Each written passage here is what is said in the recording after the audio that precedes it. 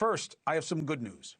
A major media watchdog, adversaries, just gave us high praise for our town hall. Adversaries, Latin, it means back to the sources.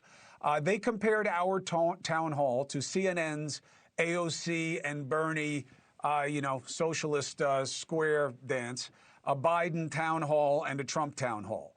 Our town hall was found to be the most fair, the highest news value and reliability. And they're right, because we do not play to a side. In fact, NewsNation does not play. So let me discuss with you tonight what most would not risk.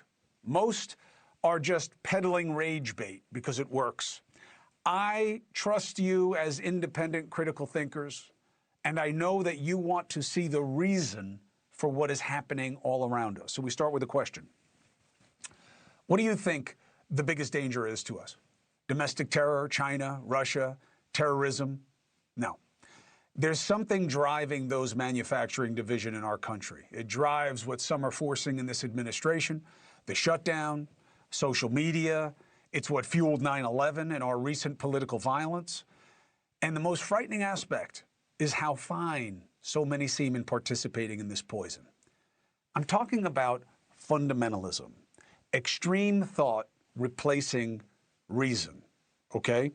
America's dealt with it a touch in the past with Protestantism, but the courts and our institutions held the line of separation between church and state, a reminder that this is a secular society where all ideas are welcome, if not wanted.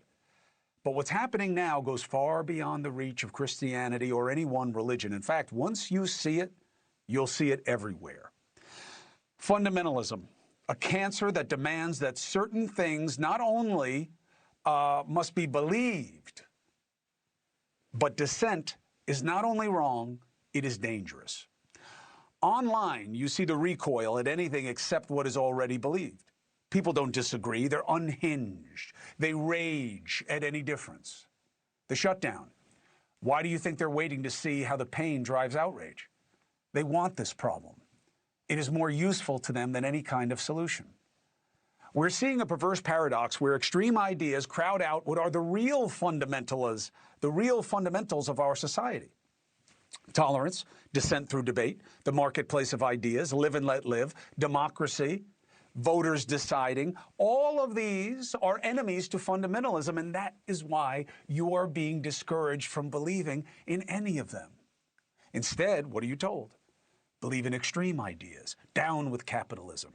Everything is rigged. Get rid of billionaires, redistribute the wealth. All immigrants are dangerous. It's okay to believe Israel should not exist. Sure, Trump can have a third term. These are the wishes of the wicked. The fundamentalists trading on extreme ideas, hoping what? They become normalized. Don't believe me that fundamentalism is on the rise. Just look at how Americans support political violence. A poll this month, 1 in 3 say yes to this proposition. People may have to resort to violence to get the country back on track. 1 in 3. A year ago, it was 1 in 5. The latest front in this is the battle over how to feel about Islamism. We are seeing a defense of fundamentalists within the legitimate religion of Islam. Extreme Islamists are not Muslims, they're people who pervert it for advantage, as poison. But we see many allowing the Islamists to hide under the cover of ordinary religion. But just like with white Christian nationalists, they want a country that is like them or not at all. We still have a relatively small population of Muslims in this country, unlike the rest of the world. And other than some tragedies, we miss the difference between a Muslim and fundamentalists who reject democracy, modernity, women's rights, gay rights. The destruction of Israel is okay, globalized jihad against all non-Muslims. And while the vast, vast majority of Muslim Americans reject these ideas, the ideas themselves are being played with more and more and excused more and more. And those who question the influence of extreme Islamism are being attacked as racist. Muslims are not a race. And there's nothing wrong with being concerned about extreme ideas being put under the guise of religion.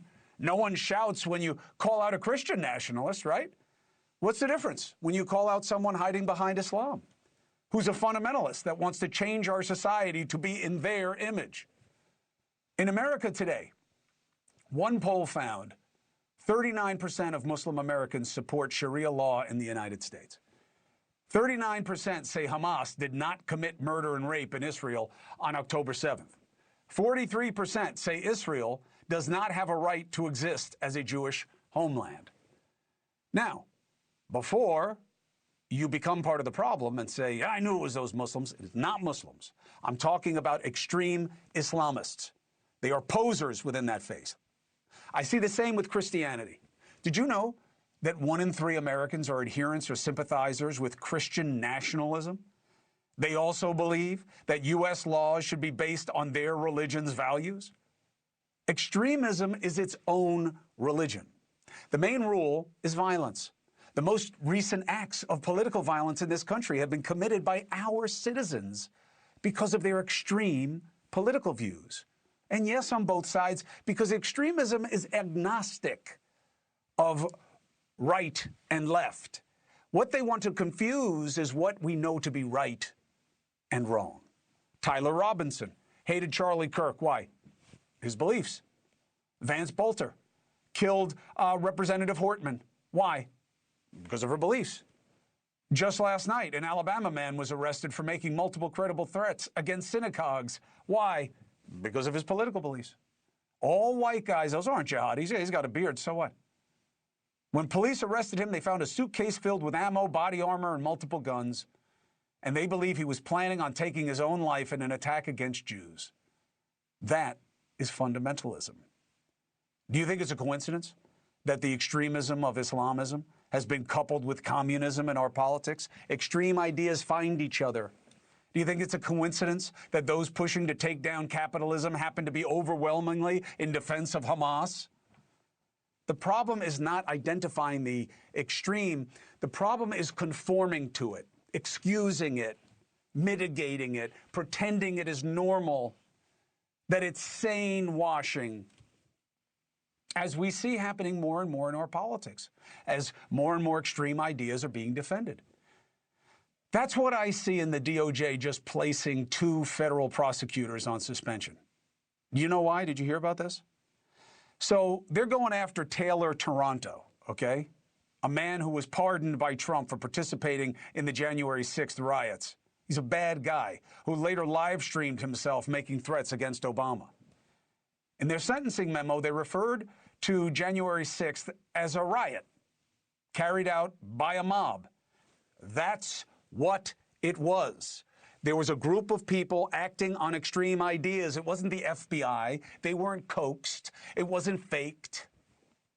So these 2 prosecutors get the hook because they said it. This is enforcing an extreme idea that January 6th can be sane washed, that it's okay. Stop bringing it up. Stop bringing it up when we say that we don't like riots with other political ideologies. Don't bring it up. That's fundamentalism. That's what it is. See it for what it is, because it is our greatest enemy, and increasingly, it is everywhere. Thank you for watching. Subscribe below and download our NewsNation app right now on your phone, and you will get fact-based, unbiased news for all Americans.